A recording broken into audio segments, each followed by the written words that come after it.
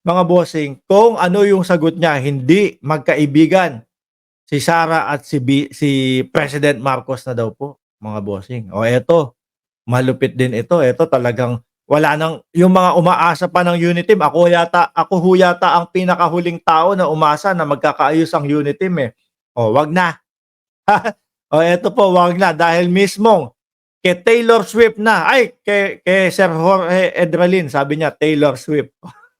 Baka Taylor Swift yung pinapakinggan doon sa ano, sa music. O sabi nila Etero Adventure, nag-walk out yan si Sara, boss.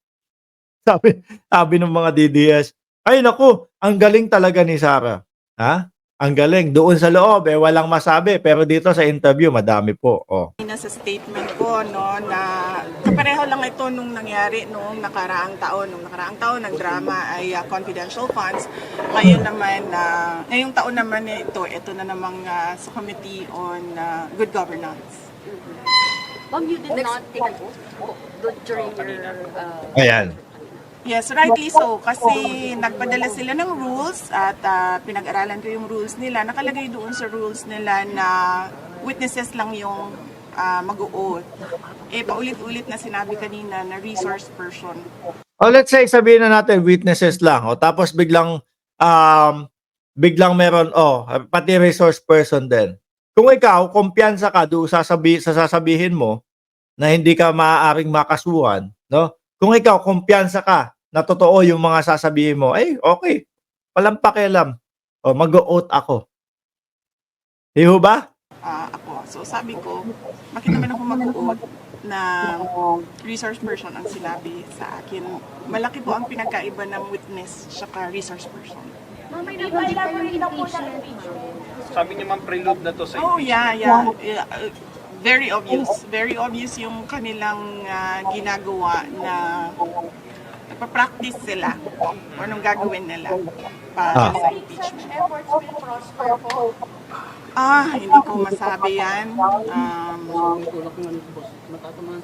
Ba't ho kaya, mga kababayan, naiisip ng kampo ni Inday Sara Duterte na i-impeach sila?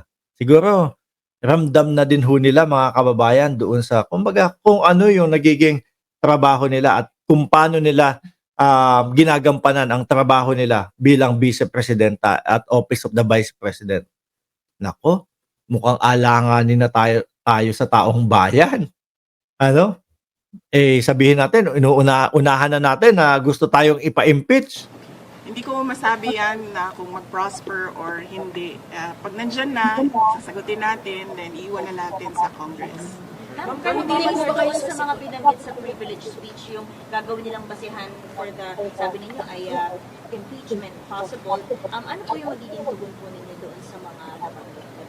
Antayin natin yung articles of impeachment. Doon tayo magbabase kung ano yung isasagot natin dahil hindi naman natin alam kung ano talaga yung final na isasulat nila. Nagtitesting. Ang alam ko si Trillanes may hinain po. Mga kababayan?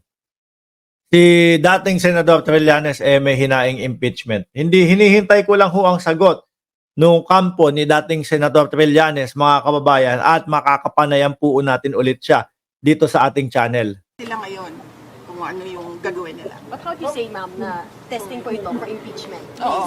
Paano niyo po nasabi? Kasi nagsabi na siya kanina, diba? Determination of malfeasance, non-feasance, misfeasance. So, ibig sabihin, merong ginawang mali. And you say... Yun pala eh. Kumbaga sa umpisa pa lang, merong ginawang mali, meron na silang sinasabi sa yung ganon, dapat, di ba, ipinagtanggol mo ang iyong sarili doon. Pero syempre, kailangan mag-oath ka muna.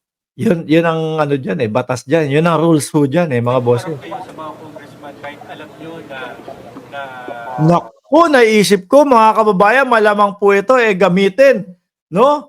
Gamitin nila Topacio din ito. No? Kasi yung resource person po, sila Cassandra Leong, yan. Malamang to gamitin. Tingnan po natin sa mga susunod na mga kabadata diyan sa Senado at Kongreso po. Malamang sasabihin, hindi din po kami mag-o-oath kasi witness lang po yung mga mag-o-oath, hindi po resource person. Di ba? kayo mismo yung iimbestigahan dito sa pagdinig? Opo, nakatanggap ako ng invitation mula sa kanila para sa pagdinig ngayong umaga na ito. At marami sa mga opisyal ng Office of the Vice President nakatanggap din ng invitation. And lahat sila, ako yung pinadala nila na authorized representative nila. Kaya nandito ako. Bakit hindi kayo nagdalawang isip na hindi lumala? Kasi no second budget committee hearing, hindi ko rin. Para matapos na kaagad, para masabi ko na kung ano yung posisyon ko at ma-lodge na kaagad dyan na nag-attend ang Office of the Vice President. Ma'am, sakaling ipatawag ulit kayo. 700 million na budget for 2025 na pre-propose ng House. Yes sir, kung ano man yung budget na lalabas sa GAA, yun yung gagamitin ng Office of the Vice President. Dadali po kayo sa Di ba magkano daw yun? Parang 1.3 billion ang kaltas doon sa budget na hinihingi nila. Kasi yung iba doble-dobleng gastos po doon, kagaya na lang nun sa mga DPWH, etc., etc. Kung ano man yun, meron na talagang mga pondo na para dapat doon. Tapos yung doon sa ipinasa ng Vice President, mga kababayan, ay kumbaga doble lang yung gastos. Kaya ang dami pong kinaltas doon. Kumbaga, doon sa nakita natin, 1.3 billion ang ibabawas. 700, mga bossing, yung ititira. 700 million. November 23 plenary debates ng budget niyo po ng House. Hindi pa namin nagpag-usapan sa opisina kung ano yung gagawin para sa plenary debates. But we will let you know kung nandoon lang. Mag-coordinate po ba kayo kay Kong Adio? Na budget sponsor? Sumulat siya sa aming opisina at sinagot ko siya. Sabi ko, nagsubmit na kami lahat ng documents na kinakailangan nila at iniiwan na namin to the pleasure of Congressman Martin Romualdez ang budget. Ma'am, nung opening po nung With plenary the pleasure. ni Martin Romualdez, ni Speaker po, na hindi daw ito tolerate ng House ang hypocrisy and Huwag daw magturo ng kamay.